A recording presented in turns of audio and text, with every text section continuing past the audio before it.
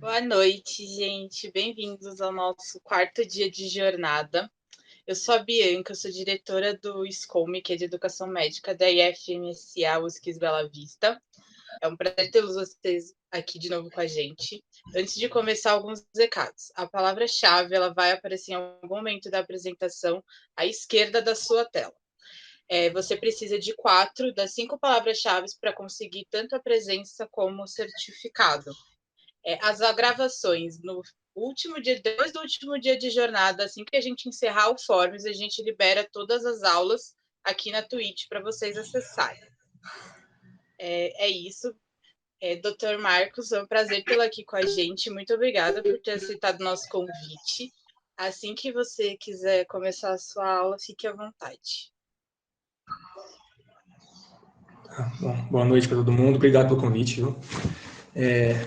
Esse tema de correlacionar a radiologia e anatomia é muito difícil. Eu nunca tinha dado uma aula assim. A gente sempre fala um pouco de radiologia quando a gente fala de determinadas doenças, mas correlacionar com tudo assim, a anatomia é bem difícil. Por isso que qualquer momento, se vocês tiverem dúvida, alguma coisa, fica à vontade para perguntar, tanto ao vivo quanto mandando mensagem, tá? Queria só deixar claro, primeiramente, que a gente vai discutir aqui, eu vou falar da visão que eu tenho como cirurgião, né? Porque a gente vai falar também do radiologista, em momento nenhum tô criticando o radiologista, né? Mas como o radiologista não tem contato com o paciente, na maioria das vezes, ele avalia a imagem do paciente, tenha uma história sucinta daquilo que está acontecendo com o paciente, às vezes nem tem história, então muitas vezes um diagnóstico mais preciso depende muito de você como cirurgião ou clínico saber ver aquela imagem e tentar associar com o paciente que você está atendendo, né? Então, a primeira coisa que eu vou mostrar, pode passar, por favor. Como a gente faz isso, como a gente associa a anatomia, a radiologia e a doença de um paciente. A gente pode fazer de duas formas, né? A gente pode fazer partindo do exame de imagem, igual eu falei, como radiologista, né? Pode passar. Como o radiologista faz, ele vê o exame de imagem e a partir disso ele imagina qual que é a história do paciente, o que pode estar acontecendo do paciente, qual pode ser o exame físico. Por isso que se você pegar um laudo de radiologista, de uma tomografia, por exemplo, vai estar escrito que pode ser isso, parece isso, ele nunca dá certeza do que é, porque ele não está examinando o paciente, né? Por isso que a responsabilidade é muito maior no caso de um cirurgião quando vai tomar uma decisão de operar ou não o paciente ou de qualquer tipo de conduta com o paciente, porque é ele quem está examinando o paciente, é ele quem tirou a história do paciente, é ele quem está na frente do paciente e pode, a partir da história do exame físico, da anamnese, olhar aquela imagem e procurar aquilo que ele está achando como principal hipótese diagnóstica, né? Ou, além disso, né, olhar a imagem como um todo, mas direcionar para aquela região, para aquela topografia onde ele imagina que possa estar acontecendo alguma coisa. Então, no nosso caso, a gente vai partir da história do exame físico, já sabendo alguma coisa, e olhar a imagem. Pode passar. E para isso a gente faz uma sistematização, né? A gente pega o nosso conhecimento de anatomia descritiva e topográfica e associa com a anatomia radiológica. A gente tem que saber do que a gente estuda em anatomia, por exemplo, saber que as relações que o fígado tem com o cólon, com o duodeno, com o estômago, com o rim, saber o que fica, os órgãos que estão em volta, né, o que fica embaixo, o que fica em cima, para a gente poder avaliar uma imagem, né, e poder imaginar o que está acontecendo. Eu falo que a gente poder imaginar, porque as imagens de tomografia, de radiografia ou de ultrassom, elas não mostram o conteúdo da cavidade de um paciente, né? Elas são reflexo de uma radiação, no caso, a tomografia. As diferenças de densidade que a gente vê na imagem entre o branco e o preto, elas são um reflexo de uma radiação que é mais hiperdenso ou mais hipodenso, dependendo da densidade e do material que é feito cada estrutura, né? Por exemplo, o osso, né, ele é bastante hiperdenso porque ele é bem maciço, né? E o ar, ou tudo aquilo que é parte mole, tende ao preto, a ser hipodenso. Então, a gente não vê as estruturas perfeitamente como elas são. Tá certo que tem tomografias muito boas com resoluções ótimas, mas mesmo assim ainda não reflete aquilo que está dentro, né? Às vezes é muito difícil você diferenciar um órgão de um outro, uma estrutura do outro, porque eles têm densidade muito próximas, né? E isso é mais difícil ainda na radiografia e no ultrassom, né? Porque a definição da imagem muitas vezes não tem a qualidade de uma tomografia. No caso da radiografia, por exemplo, você tem duas dimensões só, né? Você não tem a profundidade que você pode ganhar quando você mexe, não tem a dinâmica que quando você mexe é uma imagem de tomografia, né? No sentido crânio-caudal. A ultrassonografia, ela pode dar bastante informação, é dinâmico também, você pode mexer para todo lado, todo o eixo, né? Mas ela depende muito de quem está realizando o exame, né? Porque diferente da tomografia, que é a máquina que faz o exame, o ultrassom é um ser humano que faz um exame. E os seres humanos variam muito de uma pessoa para outra, e isso pode mudar muito também a interpretação e o diagnóstico. Então, por isso tem que se levar em consideração também, né? Pode passar. Então, é muito importante que vocês saibam reconhecer os planos, né, do corpo, o plano coronal, sagital, o axial principalmente, porque toda vez que você tem um corte de tomografia ou de ultrassom, por exemplo, você vai ter só uma fatia, né, daquele segmento do paciente. Então, você tem que ter uma imaginação em 3D para saber que parte daquele todo que está cortando, né? Por exemplo, se ele cortar nessa região, o corte axial aí, que está mais ou menos na região umbilical, você tem que ter noção que ele está cortando desde a pele, tecido a aponeurose do reto abdominal, os músculos reto abdominais, a aponeurose posterior, anterior, a gordura pré-peritoneal, o peritônio. Aí no mais superficial tem alças de delgado, aí vai aprofundando, você pode encontrar cólon, vasos durante o caminho, né? Cólon, o rim, a aorta, todos os órgãos e estruturas, parte por parte, você tem que imaginar para poder ter uma noção para ver o que está acontecendo, né? Pode passar. E é isso que o radiologista faz, né? E é que a gente tem que fazer. Mas a nossa vantagem é que a gente já vai saber a história e exame físico do paciente. Então a gente vai olhar a imagem e imaginar aquilo em um paciente aberto, né? Então aí embaixo tem uma colorido, né? Mais ou menos o que a gente tem que imaginar. Por exemplo, já tem que identificar o fígado, né, em laranja, o pâncreas em rosa, o rim em verde. A gente já tem que saber identificar todas essas estruturas para poder ver se está normal, né? Porque a gente tem que ter uma referência, a gente tem que ter visto estruturas como são normalmente, né? Sem patologia, para poder ver o que está de errado, né? Então, é importante, assim, quanto mais a gente vê tomografia, quanto mais a gente vê ultrassom, radiografia, mais a gente vai vendo o que é normal e o que não é normal. Mas muitas vezes você vai ver laudos de radiologistas, seja de ultrassom ou de tomografia, que vão falar que aquele órgão, aquela região que você suspeita que tem alguma doença está normal, né? Mas você aposta que não está porque você examinou o paciente, tirou a história do paciente, sabe que o paciente tem, por exemplo, uma dor em fossa ilíaca direita, que há 3 dias era periumbilical, migrou para a fossa ilíaca direita, o paciente tem muita dor, ele já vomitou, perdeu o apetite, teve episódio de febre e está muito prostrado. Aí o radiologista faz um ultrassom, não conseguiu ver o apêndice. Aí faz uma tomografia, viu que o apêndice está um tamanho normal, tem um pouco de borramento da gordura adjacente, mas se for uma mulher, por exemplo, tem vários diagnósticos diferenciais. Não que no homem não tem, claro, tem, mas mulher tem mais por ter a parte dos anexos junto, né? Então, é muito difícil para você, com um laudo normal, você tomar uma decisão em que você examinou o paciente, tirou a história e fez sua hipódiagnóstica de apendicite aguda. Apendicite aguda mata. É a doença cirúrgica mais comum no pronto-socorro, né? E se você não operar, ele pode evoluir para inflamação, perfuração, infecção, sepse, né? Então, muitas vezes eu já acabei indicando cirurgia em pacientes que eu examinei, avaliei, e clinicamente eu fiz uma hipódiagnóstica, mas que não foi confirmada na radiologia.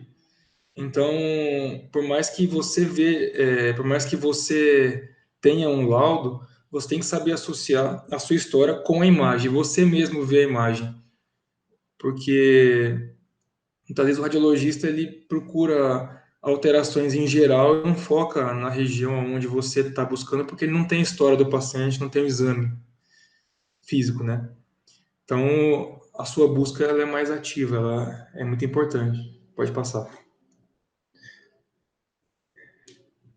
Então, para que a gente faz isso? A gente associa a anatomia, né, e a radiologia para tentar confirmar a nossa hipótese diagnóstica, né, e principalmente traçar um plano terapêutico. No caso de um médico clínico, ele pode olhar uma tomografia ou uma radiografia, por exemplo, e ver que o padrão de acometimento daquela pneumonia tem um padrão que é típico de determinadas bactérias. Então, ele vai indicar um antibiótico específico para aquilo.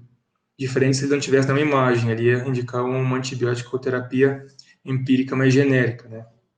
Principalmente para quem é cirurgião, você pode avaliar com a tomografia, por exemplo, ou até ultrassom, você pode avaliar toda a cavidade, não só fazer pós-diagnóstico e confirmar o seu diagnóstico olhando a imagem, mas também ver alterações que tem na cavidade que vão te guiar durante a cirurgia. Por exemplo, numa apendicite aguda, você pode ver a posição do apêndice. Se o apêndice estiver retrocecal, você já vai pela goteira parietocólica, já descola e não vai ficar procurando o apêndice no meio do mesentério, tem que ficar procurando o seco e o terminal, ainda mais se estiver cheio de puxa, de aderência, com as alças todas inflamadas, permeadas. Então, isso já te ajuda muito, já te permite traçar uma tática para como você vai operar, né? E isso é muito importante porque tem, no caso da apendicite, né? O apêndice pode ter várias posições, né? Desde subhepático até pélvico, né? Então, se você fizer uma incisão lá embaixo, achando que todo apendicite aguda tá lá na fossa ilíaca direita e o apêndice está lá em cima, perto do fígado, você vai ter dificuldade para alcançar, achar o apêndice. Aí vai ter que fazer outra incisão ou ampliar a incisão, aí fica ruim para o paciente, né? Então, essa é uma vantagem que tem quando você avalia a imagem. Claro que tem situações de emergência e urgência em que você nem precisa pedir o exame de imagem, né? Você já opera direto. Aí são outras situações em que você pode fazer o diagnóstico com a história e o exame físico. O diagnóstico ele é eminentemente clínico, não precisa de exame de imagem, mas sempre que possível e o paciente tiver condições, o exame de imagem ajuda muito nesse aspecto também. Pode passar. Eu separei por partes do sistema digestor, né, para falar um pouco do esôfago. O esôfago é um órgão que quando você vai pedir exames, solicitar exames para avaliar algum hipodiagnóstico, confirmar, a tomografia não é muito usada, o ultrassom também não. O principal exame é a endoscopia digestiva alta, né? As principais doenças do esôfago, eu vou falar de tumor, a gente tem doença de refluxo gastroesofágico, por exemplo, né, que durante uma endoscopia você pode avaliar como tem essa imagem esquerda embaixo. É uma mucosa gástrica que está toda hiperemiada, né, que mostra um certo grau de gastrite. No centro, essa imagem mostra a transição esôfago-gástrica e como que é a mucosa distal do esôfago, né? Ela é lisinha, não tem nenhuma lesão e o esfíncter esofagiano inferior ele é competente, fechadinho, né? Algumas causas de doença de refluxo gastroesofágico, além de má alimentação, pode ser uso de algum medicamento, hábitos da pessoa, seja tabagismo, a pessoa é obesa, alteração nas estruturas que compõem o esfíncter esofagiano, como essa foto que tem nesse desenho, mostra, né, os coxins de adiposo, que é essa gordurinha que fica em volta, ela ajuda na competência do esfíncter, né? A própria pressão abdominal positiva ajuda. O ângulo de risco, que é esse ângulo formado entre a cárdia e o esôfago, tudo isso ajuda com que não haja refluxo do conteúdo gástrico, mas quando tudo isso falha, alguma dessas estruturas falha, pode acontecer esse refluxo. E uma das causas é a hérnia diafragmática, que a gente pode ver na imagem da esquerda de cima, que a gente vê o endoscópio, ele está dentro da transição esôfago-gástrica, né? Está no esôfago indo para o estômago, e tem uma outra parte dobrada ao lado, que no caso é uma parte do estômago que subiu, ou seja, é uma hérnia diafragmática, né? Outras lesões que podem causar no esôfago por doença de refluxo é o esôfago de Barrett, né? Ele, como está nessa imagem direita de baixo, o ácido gástrico, quando ele tem refluxo muito crônico ou muito agressivo, ele acaba lesando essa mucosa que não está preparada para receber esse conteúdo gástrico, né? Então ele sofre uma transformação, ele muda as características histológicas e a imagem que você tem na endoscopia é essa lesão. É claro que muitas vezes, na maioria das vezes, você não precisa desses exames para fazer diagnóstico de doença de refluxo gastroesofágico. 90%, quase 90% dos pacientes conseguem o controle dos sintomas com dieta e mudança de hábitos. Mas quando isso falha e a terapia medicamentosa falha, você tem que fazer uma investigação mais ativa para ver outras causas, né? Essas são uma das causas. Pode passar. Um outro exame que também pode ajudar é a radiografia contrastada do esôfago, estômago e duodeno. Isso aí serve principalmente para você ver que quando você faz uma hipótese diagnóstica, o paciente tem um megaesôfago, por exemplo, você acha que ele está tendo disfagia, está tendo regurgitação, tem aquele mau hálito que parece que tem algum alimento parado lá há 30 anos. Então, você pode fazer esse tipo de exame. É um exame muito bom, ele é diagnóstico, que mostra, você vai deglutir, né, vai tomar o contraste, o bário, porque ele consegue aderir mais às paredes da mucosa do esôfago, mucosa do trato gastrointestinal em geral. E você consegue fazer uma radiografia seriada e ver como está a condução desse contraste ao longo do esôfago, estômago e duodeno. Então, assim, você pode ver o calibre do esôfago, se não tem megaesôfago, ver se ele tem alguma tortuosidade que mostra que ele está dilatado, se não tem nenhum afilamento que pode mostrar tumor ou até acalásia, né, que é o não relaxamento do esfíncter esofagiano inferior, como mostra a imagem que a gente chama de rabo de rato, né, que está nessa imagem do meio. E a partir disso você pode indicar cirurgia, não dependendo dos sintomas do paciente, de acordo com o grau de megaesôfago que tem. Quando você não tem informações sobre isso, por exemplo, você fez o exame e viu que o calibre do esôfago está normal, ou seja, está 4 centímetros, até menos, está normal, mas ele continua tendo sintomas, você pode solicitar um outro exame, que é a manometria esofágica, que é esse que está à direita aí. Esses gráficos mostram as variações das pressões em diferentes partes do esôfago.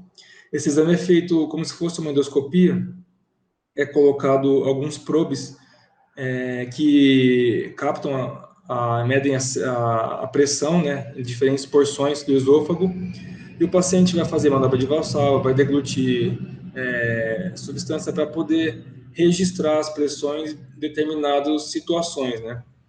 para ver principalmente se o esôfago ele tem uma contração coordenada, né? Porque muitas vezes o megaesôfago, o, a doença de Chagas, ele parasita, né, o plexo nervoso e ele causa uma descoordenação da contração. Então você vai ver que tem contrações descoordenadas que não permitem a propulsão do alimento, né?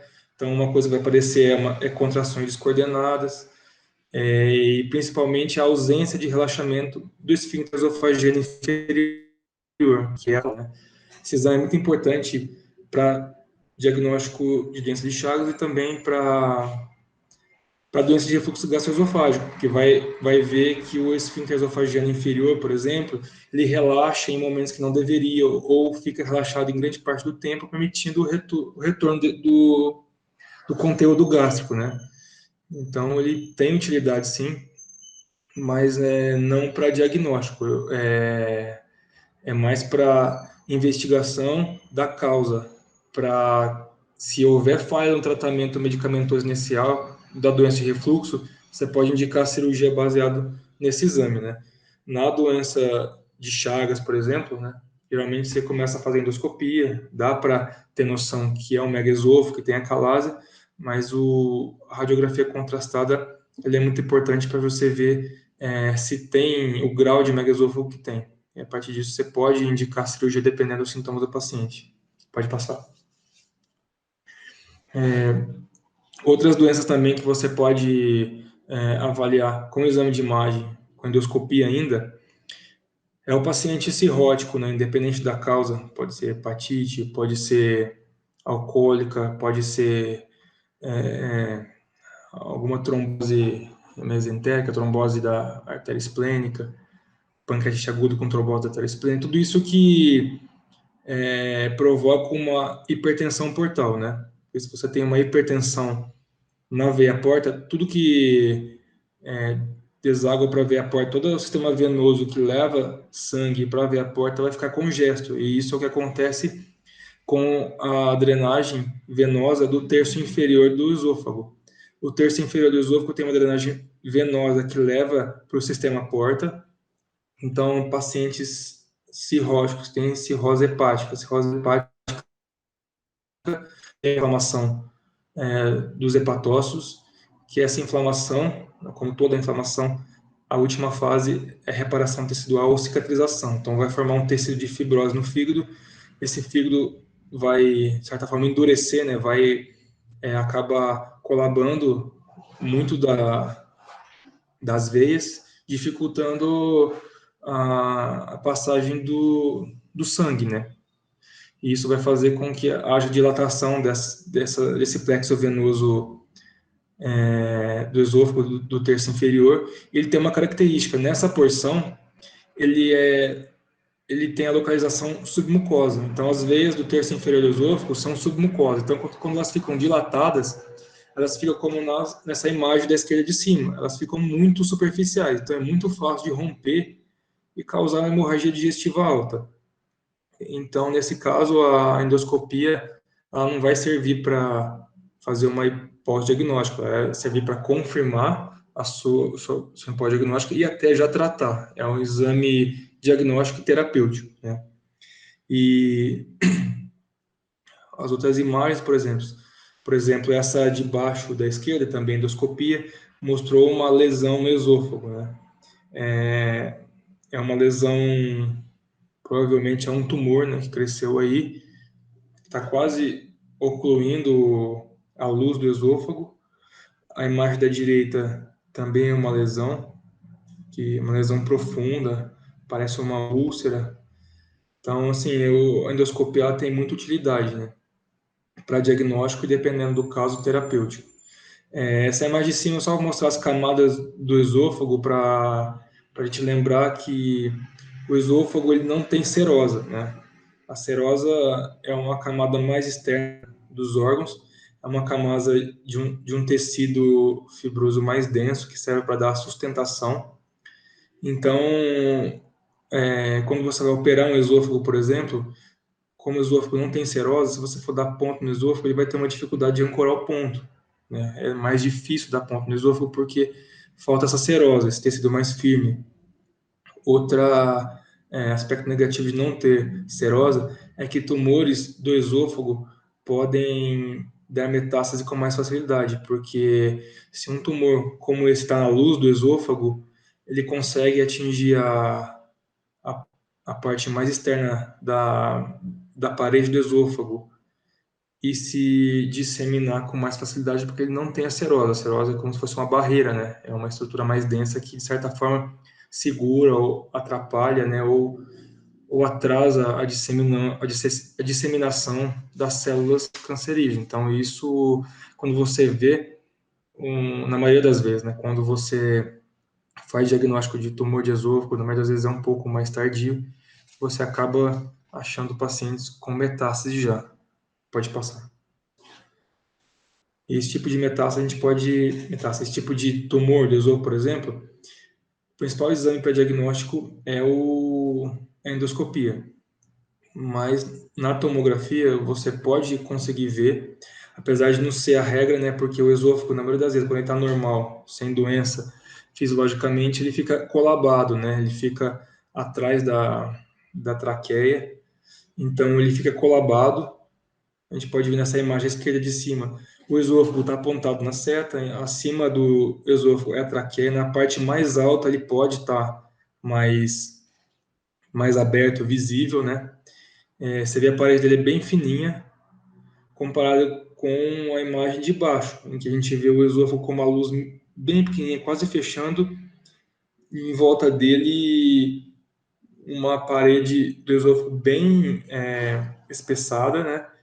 Bem de característica inflamada, mostrando que pode ser um tumor que está ali, né? Então, essa imagem sugere um tumor de esôfago, mas que vai ter que ser confirmado com endoscopia, porque a tomografia não é o melhor exame para isso, né? O estômago, por exemplo, nessa imagem da direita de cima, a gente vê um estômago que tem um contraste, né? Se fazer a tomografia com contraste por via oral, o estômago tem a parede, é uma das paredes mais grossas que tem, né, dos órgãos, é uma parede bem espessa, para quem pegou um estômago já viu que é uma parede espessa, né, mas não é tão espessa igual na imagem que está embaixo, né? A gente vê um estômago com a parede bem espessada, que sugere um, um tumor, um tumor gástrico, né? Difuso, talvez, não sei, não dá para ver direito, o diagnóstico mais preciso é através de endoscopia, que você vai ver se tem alguma imagem que possa mostrar uma lesão da mucosa, submucosa. Se não for nenhuma lesão da mucosa, submucosa pode ser uma lesão intramural, né, que a gente chama que muitas vezes pode ser um giste.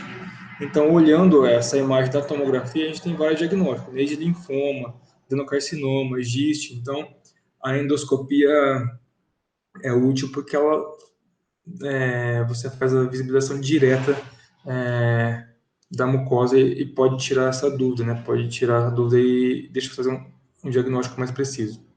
Pode passar.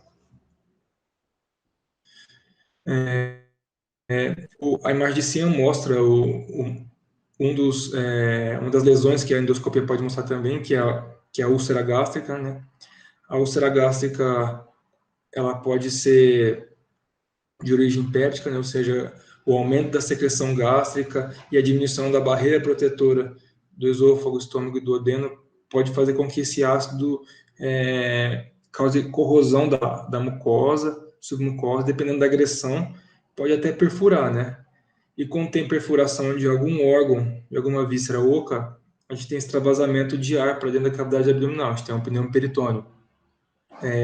Muitas vezes, para história, exame físico, fica muito vago você fazer uma pós-diagnóstica de pneumoperitônio sem o exame de imagem. Lógico que você pode fazer percussão, mas é muito difícil, às vezes, você diferenciar entre uma percussão timpânica fisiológica de uma hipertimpânica em caso de uma presença de grande quantidade de gás na barriga, né? Então, às vezes, você acaba sendo necessário pedir um exame de imagem. A tomografia mostra à esquerda um pneumoperitônio grande, né? Ou seja, só pode existir ar dentro da cavidade abdominal, o ar tem que estar dentro de alguma alça, cólon, né? Dentro do estômago só, né? Fora disso é que tem alguma coisa perfurada. Então não pode ter ar, como tem na figura esquerda aí, né? Ar em cima do fígado, né? Geralmente o ar tende a se acumular próximo do diafragma, né? Porque a pessoa em posição ortostática, né? A gravidade tem que jogar ele para cima. E à direita você vê ar entre as alças, né? Que também não pode existir ar entre as alças, não pode existir ar fora da alça. Então também é porque teve perfuração de alguma víscera oca. É muito difícil você, com uma imagem, você fazer o diagnóstico de onde está essa perfuração. Isso você vai inferir com a história do exame físico, né? Se é um paciente que fuma, bebe, e tem gastrite, então você pode falar, pode ser uma úlcera gástrica duodenal perfurada. Um paciente que usou anti-inflamatório 20 dias com uma dor crônica, pode ser uma úlcera gástrica perfurada. Mas isso não exclui o fato de ter uma indicação cirúrgica, né? Se é pneumo peritônio, tem alguma víscera oca perfurada, é necessário operar, né? Pode passar. A radiografia no pneumo peritônio, ela geralmente é o primeiro exame que a gente solicita, né? Que é o exame mais simples e pode dar o diagnóstico na hora quando a gente suspeita disso. A imagem acima a gente vê uma radiografia normal, a gente vê o diafragma, à esquerda do paciente a bolha gástrica, né? Ou seja, tem ar, mas está dentro do estômago, por mais que ela acompanhe o diafragma, você vê que você consegue delimitar o diafragma em cima e o estômago embaixo. À direita do paciente, o fígado ele acaba causando esse efeito mais hiperdenso, a gente só vê o contorno do diafragma. Quando tem pneumo peritônio, a gente vê igual a imagem esquerda, o ar acumulado em cima do fígado, né? O fígado é um órgão maciço, ele fica sempre, geralmente, junto do diafragma, então não é uma imagem comum, né? É o ar livre na cavidade abdominal. E a direita também. É um pneumo peritônio muito grande, né? Você vê que o diafragma se afasta muito do estômago e acaba até levando a cúpula diafragmática. E o que a gente pode encontrar na cirurgia de um paciente com esse exame de imagem é uma úlcera perfurada, como está na imagem aí, né? Uma úlcera gástrica perfurada. Pode passar. Quando a gente avalia o pâncreas e a via biliar, o pâncreas é um órgão glandular. Então, a imagem fisiológica do pâncreas que a gente espera é essa esquerda de cima aí, né? A gente vê várias bolinhas assim, porque é o aspecto do pâncreas mesmo. Para quem já tocou num pâncreas ou viu um pâncreas mais de perto, você vê que você consegue ver que ele é todo onduladinho, ele é formado por várias dessas unidades. E a imagem de um pâncreas normal é essa, por mais que a cauda dele está um pouco borrada, provavelmente é uma pancreatite aguda mais leve, mas o restante dele está normal. Quando ele tem uma pancreatite aguda, né, difusa mesmo, você vê como a imagem da direita, ele perde um pouco desse contorno, né? Ele fica mais gordinho, quer dizer, ele está bem inflamado, acaba tendo edema em volta, ou seja, a inflamação não é só do pâncreas, né? Toda vez que você tem um órgão inflamado, tudo que está em volta acaba inflamando também. Então você vê um borramento da gordura, né? Tudo isso que está bem próximo do preto, né, dentro da cavidade, é gordura, né? Assim, igual a gordura que a gente tem no tecido celular subcutâneo da tomografia, né? Então você perde essa cor mais hipodensa, escura do preto e acaba ficando tudo meio cinza, né? Próximo do branco. Quer dizer que você tem inflamação da gordura em volta, né? Então é um indicativo de que tem um processo inflamatório ali presente. Para avaliar a via biliar, a vesícula, os ductos, né? Ductos hepáticos direito, esquerdo, colédoco, o melhor exame não é a tomografia, o melhor exame é o ultrassom. Mas a tomografia pode mostrar algumas alterações importantes. Nesse caso da imagem à esquerda de baixo, mostra um tumor de cabeça de pâncreas, né? Esse corte é um pouco mais baixo, porque mostra o pâncreas mais a cabeça do pâncreas, né? O pâncreas ele tem exatamente como está nessa imagem aí, o pâncreas ele tem um formato como se fosse o símbolo da Nike, né? Então, se você cortar um pouco mais para baixo, não vai aparecer o corpo nem a cauda do pâncreas, só vai aparecer a cabeça do pâncreas. É exatamente essa imagem da esquerda de baixo. Só tem a cabeça do pâncreas, que por sinal está bem aumentada, né? O tamanho está aumentado. Isso é muito sugestivo de processo neoplásico, ou seja, de um tumor de cabeça de pâncreas. E essa estrutura redondinha, essa bolinha que a gente vê apontada com a seta, é o ducto colédoco que está dilatado, né? Provavelmente porque o tumor de cabeça de pâncreas obstruiu o ducto colédoco, tudo que está para cima vai dilatar, né? Porque a bile acaba acumulando. É por isso que tem que lembrar que, como está na imagem aí, a via biliar, o ducto colédoco ele tem uma parte que está supraduodenal, depois ele tem uma parte que é intrapancreática, retroduodenal e entra na segunda porção do duodeno. Então, nessa parte que ele é pancreática, tudo aquilo que acontece no pâncreas, seja uma inflamação mais grave, ou principalmente tumor, o tecido é demasiado inflamado ou com tumor, pode envolver o ducto colédoco e obstruir, né? Então vai dar sintomas de síndrome colestática, né? Que pode dar também caso tenha uma obstrução por uma pedra, né? Um cálculo. Pode passar. Por isso que é importante, pode passar, vai mostrar a região que o ultrassom avalia, né? Quando a gente tem, a gente faz um exame de imagem, né? Apesar, eu falei que é muito operador dependente, né? Mas às vezes você consegue ter uma elucidação maior do diagnóstico com ultrassom, né? Porque são estruturas bem mais delicadas, menor, que muitas vezes a tomografia não consegue dar esse detalhe, a gente não consegue identificar, né? Pode passar.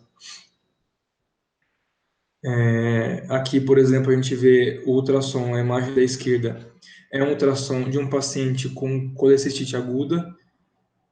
A gente tem que lembrar que, por exemplo, nessa imagem abaixo, nessa vesícula toda hiperemiada, toda edemaciada, deve estar tudo aderido, grudado, a parede espessa, grossa, você não consegue nem pegar na vesícula para apresentar para fazer cirurgia.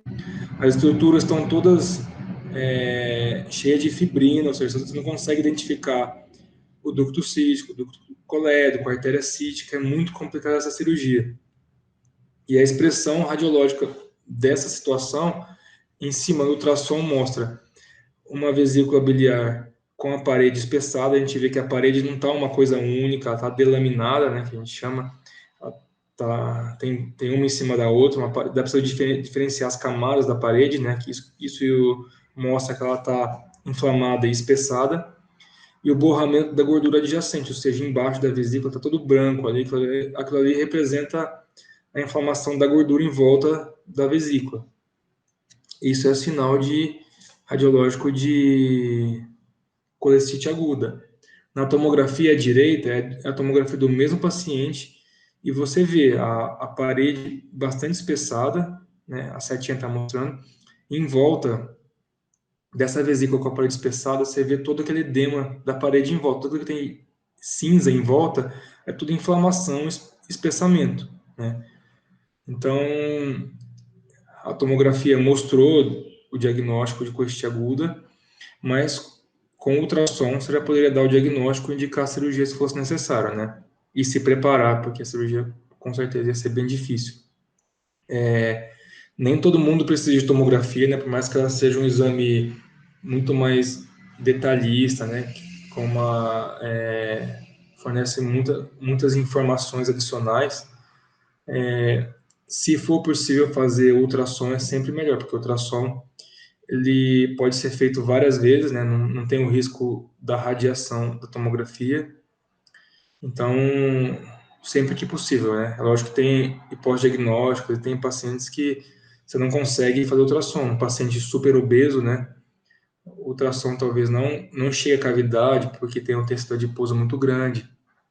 Da mesma forma que em mulheres e crianças a gente prefere o ultrassom, mulher porque tem os anexos, né, e pode estar gestante, algumas, dependendo do paciente, então sempre opta primeiro pelo ultrassom. A não ser que seja um caso de emergência, né, urgência, e aquele exame vai fazer a diferença, então aí está indicado, independente da situação. Pode passar.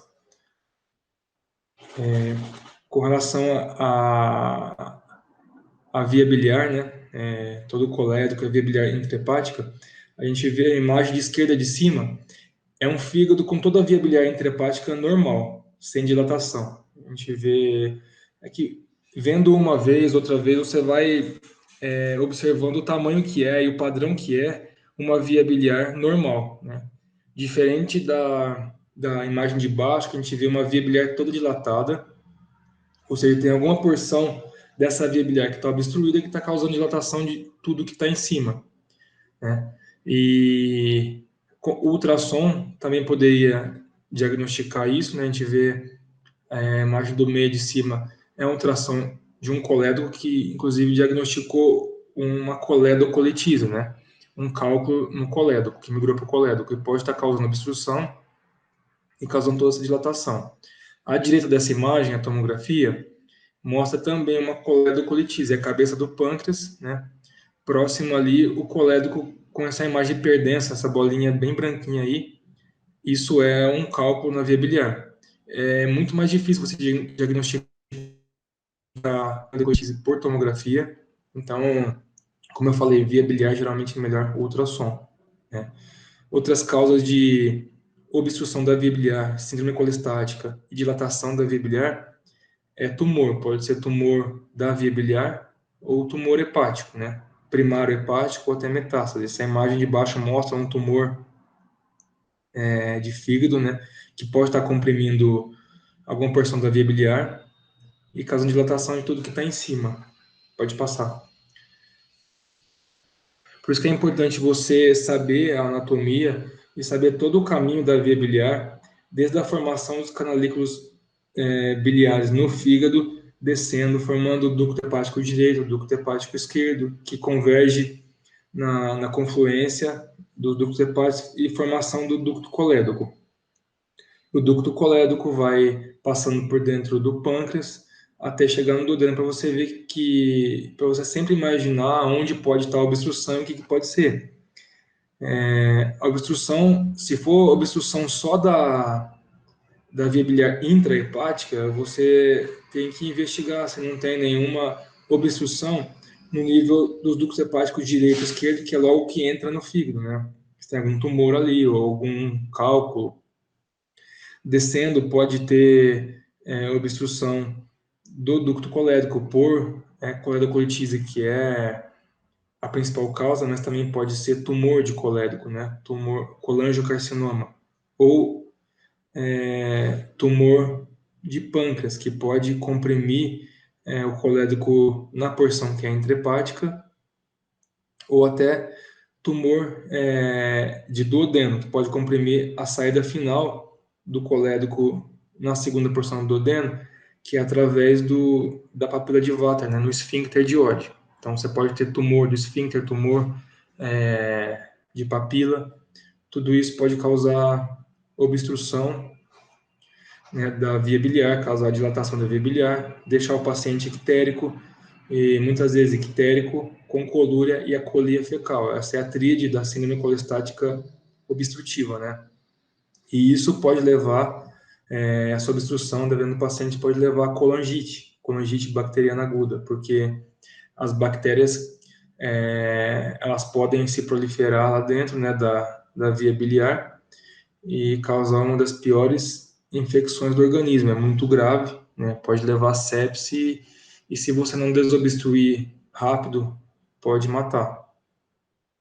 Pode passar. Com relação à parte do intestino delgado, um paciente que tem alguma alteração no intestino delgado, a mais comum geralmente é o paciente que tem uma distensão abdominal, né? Tem várias causas de distensão abdominal, né? Dilatação de alça. A principal delas pode ser brida ou aderência, né, entre as alças. Pode ser uma hérnia encarcerada, pode ser tumor, tem várias causas. Nessa aí a gente vê o paciente bastante estendido e uma imagem que pode corresponder a um paciente que você avalia, assim, lógico, tem que avaliar toda a história, né? Como que é a dor, o passado dele para tentar inferir alguma hipótese diagnóstica baseada na imagem. Mas, por exemplo, um paciente que já passou por uma cirurgia, tem uma cicatriz, então é um paciente que é candidato a ter uma brida, uma aderência futuramente, né? Porque ele já teve manipulação das alças. Por mais que pode acontecer de ter brida, ter aderência em pacientes que nunca foram operados. Se em algum momento ele teve alguma infecção, alguma inflamação intracavitária, isso já é um estímulo para a cicatrização, né? E formar fibrose, essas pontes entre uma alça e outra. Então, a imagem de cima mostra a tomografia e radiografia de um paciente que tem distensão de Delgado, né? A gente sabe que é Delgado pelo padrão da alça que está dilatada, né? Formação de nível hidroaéreo, ou seja, essa pessoa praticamente perdeu o ilho, né? O peristaltismo. Quando perde peristaltismo, você acaba acumulando todos os líquidos lá dentro, crescimento bacteriano, aumenta a quantidade de gás produzido e dá esse aspecto de dilatação. Embaixo a gente vê outra radiografia clássica de dilatação de Delgado. A gente sabe que é Delgado porque mostra todas essas válvulas, né, são chamadas válvulas coniventes, né, são as válvulas do Delgado, que você só vê quando você perde a peristalse, porque de maneira geral o intestino está sempre em movimentação, tem peristalse, você não consegue tirar uma foto dele, porque está em movimento, né? Então, esse padrão é de Delgado, você sabe que não é cólon, porque geralmente o cólon é mais na periferia, cólon não tem todas essas válvulas completas, cólon geralmente tem austrações, a gente vai ver, né, que é incompleta, e o calibre maior, ele é mais periférico. Pode passar.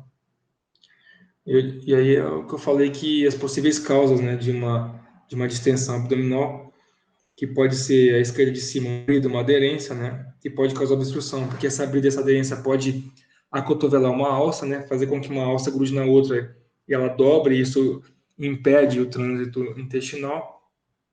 Pode ser, por exemplo, a direita em cima, uma hérnia encarcerada ou estrangulada, né. Embaixo também um volvo, né, que é uma torção de algum órgão, seja ele do cólon, volvo gástrico, então pode ter torção dos órgãos. E a esquerda de baixo é a intussuscepção, né, que é um mecanismo que a gente chama de telescopagem, quando uma alça entra dentro da outra, isso pode ser o cólon, pode ser o delgado, ele entra dentro do outro e por isso causa obstrução. Pode passar. Uma das principais características que a gente pode tentar procurar numa tomografia, por exemplo, de quem tem distensão, é o ponto de obstrução, né? Porque se esses pacientes têm um ponto de obstrução, um ponto físico de obstrução, você pode tentar diagnosticar, porque se a obstrução dele é no ilho, por exemplo, tudo aquilo que está acima do ilho vai estar dilatado, tudo que está depois do ilho não vai estar dilatado, vai estar, de certa forma, murcho, né? Porque a obstrução está ali. Então, assim você pode tentar diagnosticar um possível ponto de parado, de transição, observando o calibre das alças no momento em que ele diminui o calibre, né? Nessa imagem a gente vê muito nível hidroaéreo, né? E a possibilidade de transição de um calibre maior para um menor, que pode mostrar um ponto de transição, um ponto de obstrução. É muito difícil você achar isso e quando acha, por exemplo, a informação não é muito relevante, porque se você tem um tumor que está causando obstrução e distensão abdominal, o paciente está vomitando, o paciente está distendido, está vomitando, não consegue se alimentar, ou seja, isso já está indicado uma cirurgia, né? Então, não importa se o tumor está no colo direito, colo esquerdo ou transverso, né? Em cirurgia de urgência, geralmente você não vai fazer uma cirurgia como seria uma cirurgia eletiva, né? Lógico que você pode fazer uma tomografia, a importância está no estadiamento, né? Porque você vai poder ver em que estágio está o tumor, né? Se ele está muito avançado, tem metástase local, metástase à distância, para poder ver até numa eventual dúvida se você faz uma ressecção maior, menor, se você faz linfadenectomia ou não. Mas uma situação de urgência, talvez não seja muita informação você achar onde está o ponto de transição. Para mim já teve vantagem saber onde estava o ponto de obstrução para eu fazer uma cirurgia por vídeo, por exemplo, né? O paciente tinha uma brida, uma aderência que dava para a gente identificar aonde era o ponto de transição, né? E aí a gente tentou entrar por vídeo, fizemos as punções com muito cuidado para não perfurar a alça, achamos exatamente aonde estava aquela travinha de fibrose e fomos lá, cortamos só, isso foi suficiente e acabou a cirurgia. O paciente, caso contrário, ia ganhar uma laparotomia, um corte enorme, né? Ia aumentar toda a resposta endócrino-metabólica do paciente, ele ia demorar para voltar a se alimentar, a mobilizar, a andar, a dor ia ser maior, ia ter risco de ter uma hérnia, né? Então, nesse caso é importante, porque se é uma dilatação difusa de todas as alças, aí você nem tenta fazer por vídeo, né? Porque aí já a chance de você lesar uma alça ou outra é muito grande, ou quando você fizer o pneumoperitônio, a pressão dentro da cavidade vai aumentar muito e todas aquelas alças dilatadas vão te atrapalhar a manipulação. Então, isso é um aspecto importante para você programar, para você fazer uma tática da sua cirurgia, né? Pode passar. Embaixo a gente vê a intussuscepção, né? É muito difícil geralmente ver intussuscepção, mas geralmente tem essa imagem que eles chamam de lesão em alvo, né? Que um órgão entrou dentro do outro e causou essa obstrução. Pode ser geralmente é por tumor, né? Linfoma, tem várias causas, mas a principal é tumor ou idiopático, né? Sem causa definida. Pode passar. E com relação ao cólon, né, a gente vê um paciente que tem uma extensão abdominal. A gente vê uma dilatação do cólon bem grande, né, embaixo a radiografia, que às vezes é um pouco difícil de você delimitar o tamanho da dilatação, principalmente do seco, né. A imagem da tomografia a gente consegue visualizar e até mensurar o tamanho da dilatação do seco, porque tem pacientes que estão com o seco dilatado a ponto de romper. Acima de 10, 11 centímetros, tem que ficar de olho porque o risco é risco iminente de ruptura do seco. Então, a cirurgia está indicada mais precocemente. Isso pode acontecer, por exemplo, quando tem um tumor no cólon, seja a porção que for, tudo que está antes dele vai dilatar. E quando a dilatação chega na válvula iliocecal, a válvula iliocecal não permite que o conteúdo volte para o ilho, mas tem pessoas que têm essa válvula iliocecal incompetente e acaba deixando todos esses fluidos ou ar que ficou dilatado no seco, né, no cólon, voltar para o ilho. Isso faz com que a pressão diminua, relaxa ou impeça que a pressão aumente, né? Então a gente chama essa distensão de obstrução em alça aberta. Se fosse em alça fechada, que é onde você tem dois pontos de obstrução, ou seja, o ilho, a válvula iliocecal competente e fechada, e a obstrução do tumor, você tem dois pontos de obstrução, esse pedaço de cólon que está no meio vai ficar sob uma pressão muito grande. Essa é uma obstrução em alça fechada. A chance de ruptura é maior, a chance de dilatação é maior e ruptura é muito maior. Então, geralmente, a indicação de cirurgia para esses pacientes é mais precoce. Como a gente pode ver aqui na imagem da tomografia de cima, está bastante dilatado, provavelmente a ponto de se romper, né? Provavelmente uma obstrução em alça fechada. Pode passar. Né, que isso muitas vezes é clássico de volvo de sigmoide. Embaixo está colorido para poder identificar com mais facilidade o sigmoide, né, que está volvulado, que está torcido, a peça cirúrgica esquerda e como isso pode mostrar numa radiografia. Geralmente o sigmoide fica enorme mesmo, ocupa grande parte da cavidade abdominal, o paciente fica bastante distendido e E vai ter vômito, vai ter parada de eliminação de gases e fezes, toda a história do exame físico de um paciente com abdômen agudo obstrutivo, né? Pode passar. Como eu já tinha dito alguns exemplos, né? O principal exemplo, que era a apendicite aguda, né? O paciente chega com aquelas características de dor abdominal. É muito difícil você falar de uma apresentação clássica de apendicite aguda, porque a apendicite aguda é uma doença, muita gente chama de doença das mil faces, porque ela pode ter várias apresentações, né?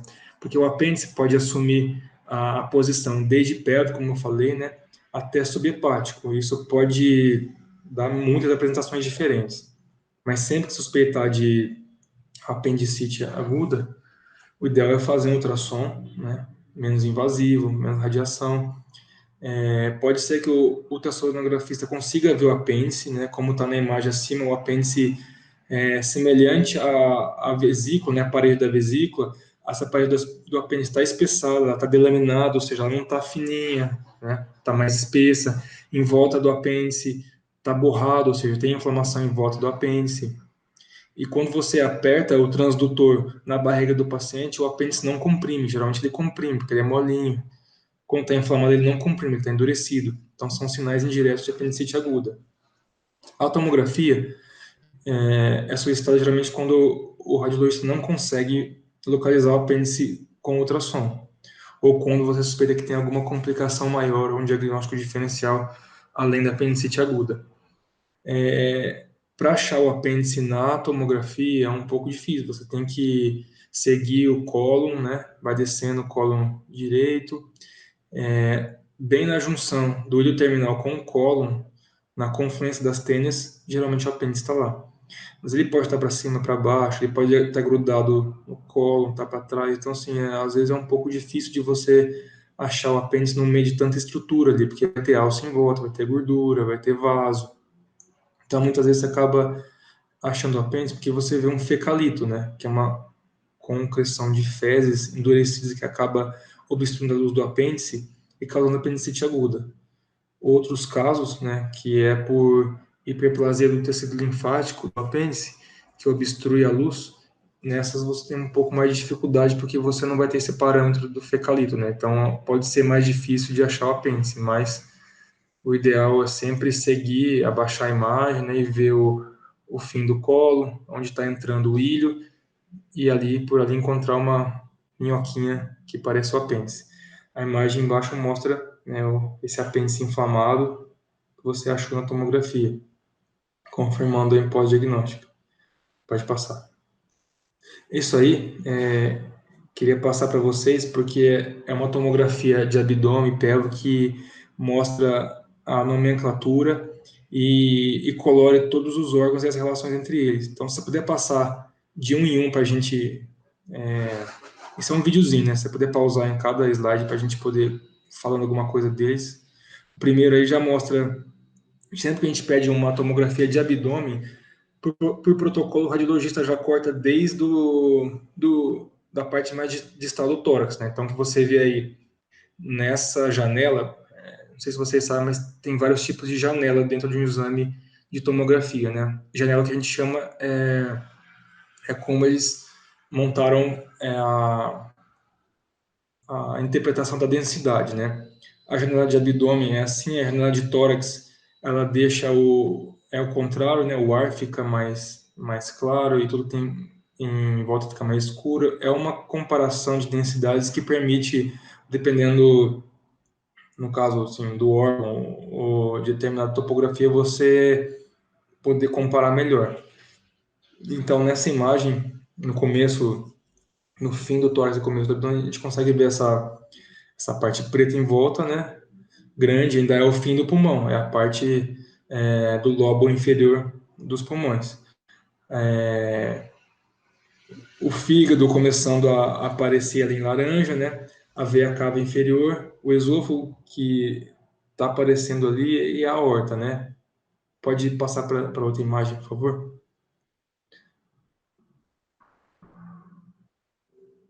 Acho que você não consegue dar play aí porque o vídeo está aqui, né? Talvez seja isso.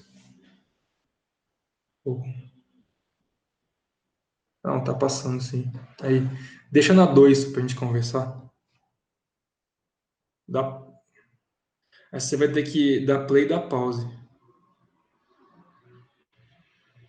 Aí nessa imagem o fígado já começa a aparecer mais, né? A gente está baixando o corte, o fígado já começa a aparecer mais, o pulmão já começa a desaparecer e o estômago e o baço começam a aparecer, né? A veia cava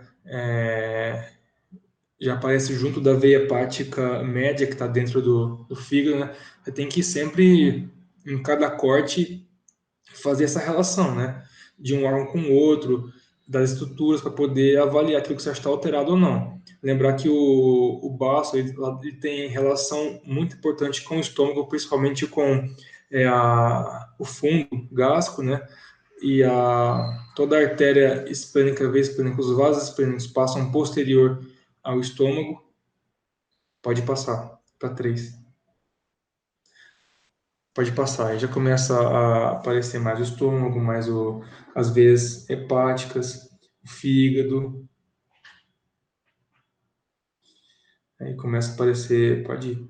O fígado começa a aparecer mais ali, como eu falei ali, o hilo do baço, né?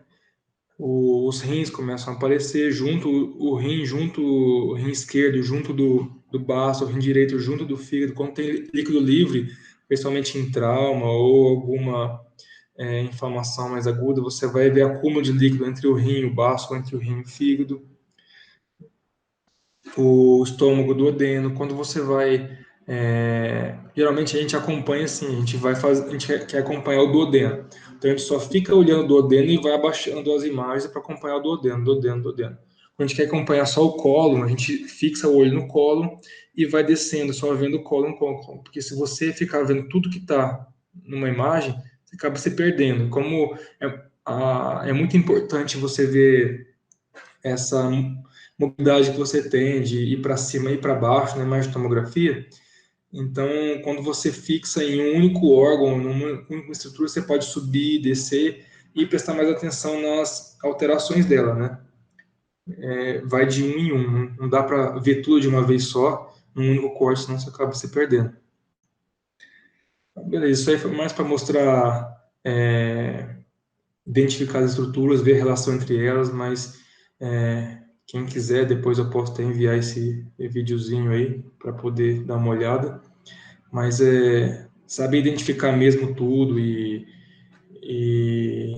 ver o que está errado ou o que está certo, isso vai depender muito da experiência de cada um. À medida que vocês for vendo cada vez mais exame, né, e comparando com o que está normal e aquilo que está afetado, né? E é lógico, a anatomia é sempre muito importante, porque se você não sabe anatomia, você não vai saber que aquilo que está embaixo do fígado é a veia cava, entendeu? Então, você tem que saber o que vem embaixo, o que está do lado, o que está em cima, para poder identificar possíveis alterações. Bom, pode passar. Era isso que eu tinha para falar, pessoal. Se tiver alguma dúvida, fica à vontade para perguntar. Obrigado. Boa noite. Oi, boa noite. Eu sou a Yasmin, eu estou participando da organização. Primeiramente, gostaria de elogiar a aula. E segundo, tem algumas perguntinhas aqui, se você quiser responder. Claro, pode falar. Primeiro, pedir indicação de livros nessa área. Você sabe que eu procurei muitos livros que fizesse essa relação de radiologia, assim, que eu acabei procurando mais radiologia para o cirurgião, né? Porque que está voltado para minha área. Mas tem alguns livros, sim, de radiologia mais básica, né? Que é para não radiologistas, né? Só que eu não sei te falar agora de cor. Eu posso passar os nomes baseado naquilo que eu procurei para fazer essa aula. E aí o pessoal vê qual que é o melhor, qual que... Inclusive, eu tenho eles em PDF, também posso passar. A pessoa pode ver, mas assim, eu não sei falar um específico, porque acho que isso, às vezes, é uma coisa que falta, né? Para quem não é radiologista, é difícil ter um material que te direcione ou ensine uma radiologia básica, assim. mas eu tenho algumas indicações assim, que até eu usei para fazer a aula e para aprender também, porque eu não sou radiologista, né? E eu preciso saber o mínimo de radiologia para poder ver o que está alterado ou não, baseado no que eu vejo do paciente. Mas eu passo para quem quiser, depois eu passo. Certo, então aí depois você pode mandar, então, os nomes. Tá bom. Teve outra pergunta. Qual seria a diferença entre endoscopia digestiva alta e a enteroscopia com cápsula endoscópica? A cápsula endoscópica pode substituir a endoscopia?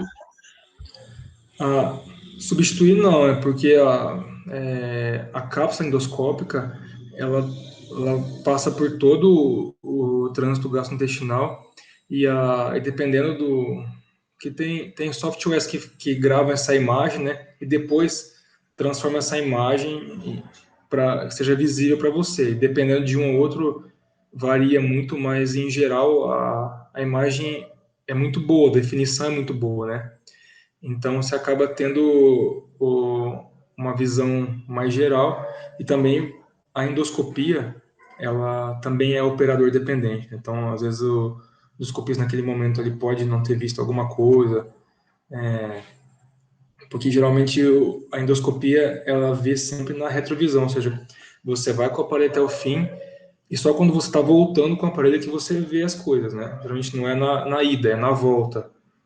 Então, dependendo da posição, pode ter alguma lesão que não tenha visto, alguma coisa que estava dobrada na mucosa e deixou passar. Mas cada uma tem indicação, ela não substitui. Em geral, a endoscopia ela é mais popular, muitas vezes mais barata e acaba sendo a primeira indicação, né? A com cápsula endoscópica geralmente não é feita na urgência, né? Uma aplicação que é da endoscopia. E uma vantagem da endoscopia é que ela é terapêutica, né? Você pode fazer o tratamento, você pode fazer injeção de adrenalina, você pode injetar várias substâncias, pode clipar, pode fazer ligadura elástica, então você pode fazer várias coisas que tratam a condição do paciente naquele momento. A cápsula endoscópica não, né? É mais só diagnóstico mesmo. Certo. E mais uma pergunta. Qual a diferença entre a cirurgia endoscópica e a cirurgia robótica? E cada uma delas é indicada para qual caso? A diferença entre a cirurgia endoscópica, a laparoscopia e a robótica tem os benefícios para o paciente, né?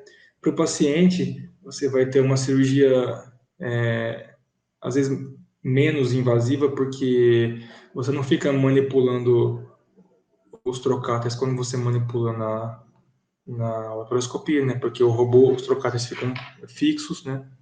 E as pinças são menores do robô, né? São bem menores, e permite uma articulação muito maior, que pode ser que cause menos trauma no tecido. Pro cirurgião, é muito confortável, porque você opera sentado no robô, né? Tem essa vantagem dele fazer movimentos muito semelhantes aos movimentos reais, então, por exemplo, para suturar, dar ponto é muito mais fácil, né?